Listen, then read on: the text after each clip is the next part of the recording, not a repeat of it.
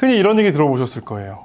드라마보다 실제가 더하다. 이런 현실들 말씀드리고 그에 대해서 법적인 얘기도 드리는 은밀한 사생활 새로운 이야기 시작합니다. 저는 변호사 박기태입니다. 마트에서 일하는 한 여자가 있습니다. 남편과 아내와 아들로 이루어진 단란한 한 가족을 놀란 듯이 쳐다봅니다. 도대체 무슨 일일까요? 이 단란한 가족의 아내는요, 직장을 다니면서 남편이 전 결혼해서 낳은 아들을 자기 자식처럼 살뜰하게 키웁니다. 그런데 이 일을 하면서 동시에 아이를 보는 게 쉽지가 않아요. 이 유치원을 보낸다고 하지만 유치원 보통 4, 5시면 끝나죠. 이게 유치원 끝나고 한 4시부터 나 퇴근하는 6시, 7시까지 누가 봐줄 사람이 있으면 좋겠다 이런 생각을 하게 됩니다. 그래서 보통 베이비시터를 구하게 되죠. 아내는 베이비시터를 구한다는 생각을 원래 안 하다가 일을 좀 더 집중해서 해야겠다, 지금 중요한 때인데 이런 생각을 하고 주변에서 추천을 듣게 됩니다. 좋더라 이런 추천을 듣고 베이비시터 업체랑 전화를 합니다. 이 전화를 하는데 어쩐지 아까 마트에서 본 여자가 뒤에서 우연인지 모르겠는데 베이비시터를 구한다 이 전화를 듣게 됩니다. 그래서 이 여자가 베이비시터에 지원하게 되죠. 베이비시터 면접을 해요. 면접을 하는데 이 마트에 계시던 여자분이 너무 인상도 좋고 너무 좀 착해 보입니다. 그리고 이제 여자가 묻습니다. 결혼하셨어요? 물어보니까 결혼도 했고 아이도 있다. 또 아이가 마침 이 아이와 동갑이다. 그리고 아이와 이렇게 시범으로, 왜 베이비시터 면접 보면 시범으로 아이랑 놀아보게 하고 그러거든요. 근데 너무 잘 놀아주는 거예요. 당연히 아내 입장에서는 그 베이비시터를 고용할 수밖에 없죠. 고용을 하고 나니까 더 좋아요. 뭐냐면 정말 자기 아이처럼 정성을 다해서 키우는 거예요. 놀아주고 공부 하나하나도 어떻게 막 만들어주고 식사도 아이 식사만 마련해주는 게 아니라 어른이 먹을 수 있을 만큼 막 많이 해놓습니다. 그래서 베이비시터가 해놓은 밥을 그냥 같이 먹어요. 너무 좋은 거예요. 그래서 아내가 막 남편에게 자랑을 합니다. 이렇게 좋은 베이비시터가 있어. 그러면서 사실 약간 의미심장한 얘기를 하는데요. 아이가 우리 아이랑 동갑이고 성도 똑같이 신씨야 이런 얘기를 하게 됩니다. 원래는 베이비시터가 6시 이후면 퇴근을 하니까 남편과 마주칠 일이 없었는데 어느 날 남편이 일찍 들어오게 됩니다. 남편이 베이비시터를 딱 보게 되는데요, 여자 표정이 이상합니다. 남편 표정은 더 이상합니다. 막 동공지진이 일어나요. 무슨 일일까요? 베이비시터는 아이의 친엄마, 즉 남편의 전처였던 겁니다. 아이가 돌도 되기 전에 전처의 아버지가 아파서 수술비가 필요했는데요, 이때 시어머니가 수술비를 대줄 테니 넌 나가라 라고 얘기를 한 거죠. 여자는 어쩔 수가 없이 양육권, 친권 다 놓고 남편에게 말도 하지 못하고 돈만 받아들고 나오게 된 겁니다. 하지만 여자의 인생에서는 가장 후회되는 일인 거예요. 아이가 너무 보고 싶고 남편에 대한 사랑도 없어진 게 아닌데, 그래서 늘 저 멀찍이서 남자를 바라볼 수 있는 그런 삶을 해왔던 겁니다. 그리고 마침 베이비시터를 구하게 돼서 그 집에 들어가게 된 거죠. 남편은 전처를 따로 만납니다. 그래서 얘기합니다. 없던 모종이라도 생긴 거야?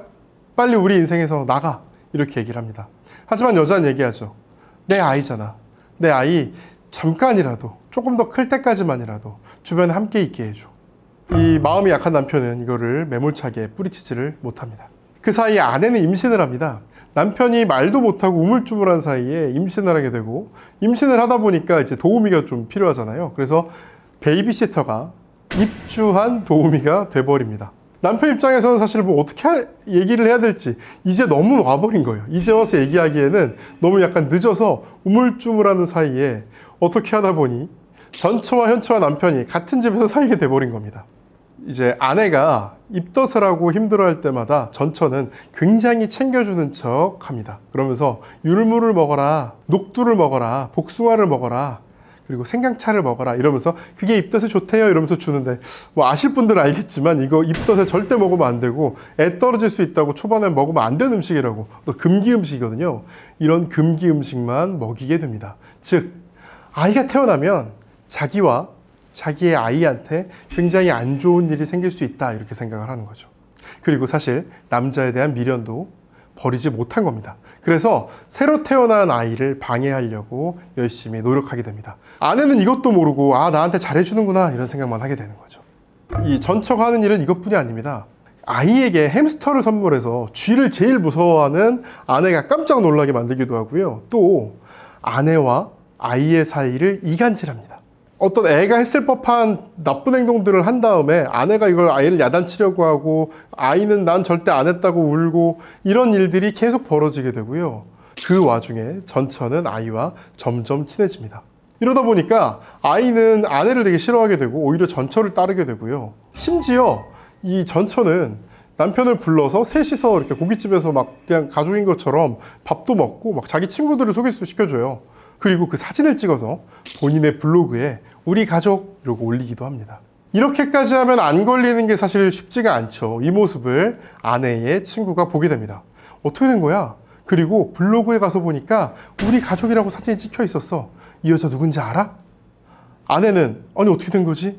어떻게 된 거지? 이렇게 생각을 하다가 깨닫게 됩니다. 아, 혹시 이 사람이 전처는 아닐까? 이 사실을 깨닫고 아내는 시어머니에게 얘기합니다.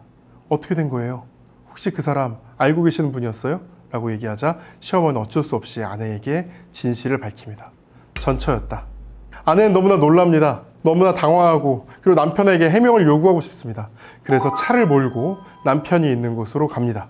차를 몰고 남편이 있는 곳으로 갔을 때 그 앞에 여자가 뛰어듭니다. 전처였던 겁니다.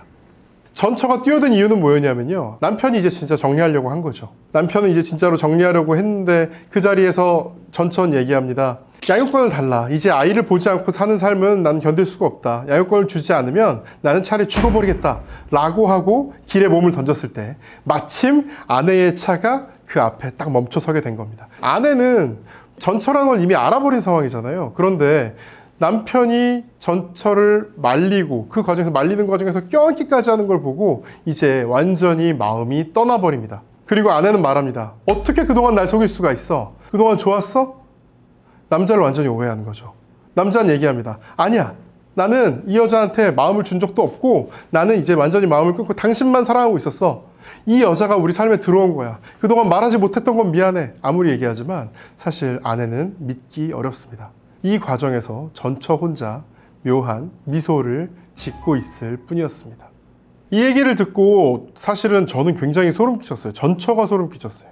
전처의 마음도 모르는 건 아닙니다. 당연히 자기 아이가 보고 싶고 그랬겠죠. 근데 이거는 너무 잔인하고 파괴적인 행동이고 사실은 스토커잖아요. 다른 것보다 새로 태어난 아이를 해하려고 했다는 거랑 아이와 엄마의 관계를 갈라놓으려고 했다는 부분이 사실은 너무나 소름이 끼칩니다. 이게 과연 아이의 성장, 아이의 마음은 좋을까요? 그렇다고 사실 뭐 남편이 잘못도 없는 것도 아니에요. 남편은 처음에 알게 됐을 때 이미 정리를 했어야 되는데 우유부단한 마음으로 그 여자에 대해서 제대로 얘기하지 못하고 이랬던 것 때문에 사실 문제가 커진 부분이 있습니다. 당시에 이 극을 보면서 제일 많이 욕을 먹었던 건 시어머니예요. 시어머니가 부자연스러운 방식으로 부부를 떼어놓다 보니까 이 모든 문제가 생긴 게 아니냐 이런 얘기도 듭니다. 결국은 일방적인 희생자인 아내와 그 아이 말고는 사실은 모두가 가해자고 모두가 잘못한 점이 있는 그런 에피소드였습니다. 오늘도 몇 가지 드릴 말씀이 있습니다. 첫 번째는 전처와 관계입니다. 제가 사건을 하다 보면 의외로 전처랑 바람이 가는 경우가 정말 많습니다. 근데 정말 그럴까? 그 정도로 뭐 전처럼 다시 만나는 게 이해가 안 된다. 새로운 여자 만나겠지. 이렇게 생각하실 수 있는데 이거는 연애만 생각해봐도 알 수 있어요. 전 여자친구한테 전화하잖아요. 뭐 자니? 뭐 문자 보내고 그러잖아요. 그거랑 비슷한 심리일 수도 있고 또 새로운 여자를 만나보니까 아 그래도 전 아내가 좋았어. 이런 생각을 하게 되는 경우도 있고 또 당시에 헤어지는 과정에서 본인의 어떤 행동이나 모습을 후회해서 전에 있던 사람을 다시 만나는 경우도 있고 결혼하고 이 정도의 정이 들었던 사이이기 때문에 사실 전처와의 관계가 유지되는 경우가 생각보다 많이 있습니다. 특히 이제 요즘에는 이제 면접 교섭 같은 걸 의무적으로 해야 되거든요. 아이의 성장을 위해서도 원래 자기 친엄마 친아빠랑 연락을 하는 게 굉장히 중요하다. 요즘엔 이렇게 생각을 하기 때문에 이렇게 하다 보면 아이를 키우기 위해 또 협력을 하잖아요. 이러다 보면 그 관계가 유지되는 경우가 생각보다 많습니다. 두 번째는 양육권입니다. 이혼 당시에 친권자와 양육자가 보통 정해지죠. 이 정해졌을 때 한번 정해지면 다시 바꿀 수 없는 거냐 이런 생각을 하는 경우가 많습니다. 이혼 당시에 정해졌더라도 자녀의 복리를 위해 필요한 경우에는 양육자 변경을 청구할 수가 있습니다. 보통은 친권자가 친권 상실에 준하는 행위를 해야 돼요. 아이를 학대한다던가 뭐 아이에게 뭐 성폭행을 했다던가 아니면 이 친권자가 치매에 걸렸다든가 정신병에 걸렸다든가 상태가 안 좋아져서 피성년 후견인 되는 그런 경우에는 양육권 변경이 좀 용이하게 되고요. 근데 현실에서 제가 담당했던 건 중에도 양육권 변경의 경우에 사건들이 좀 있었고 생각보다 좋은 결론이 나온 경우가 있었어요. 이거는 아이를 제대로 못 키우는 경우.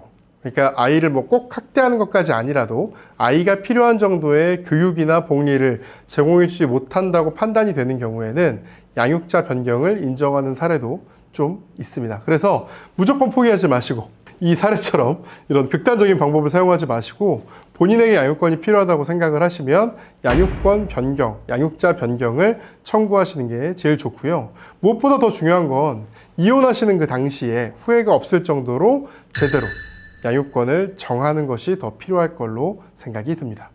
이번 이야기 여러분 생각은 어떠십니까? 이혼하는 게 좋을지, 이혼하는 게 좋지 않을지 댓글로 남겨주세요.